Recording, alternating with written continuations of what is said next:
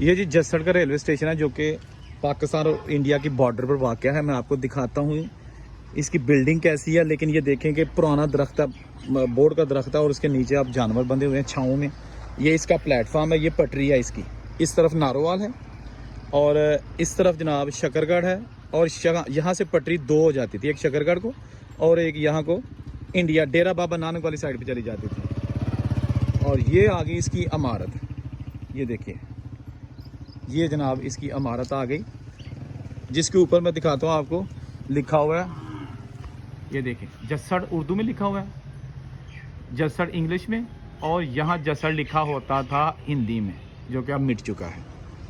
ये जनाब इसके अंदर हम आ गए, ठीक है ना। स्टेशन मास्टर का कमरा,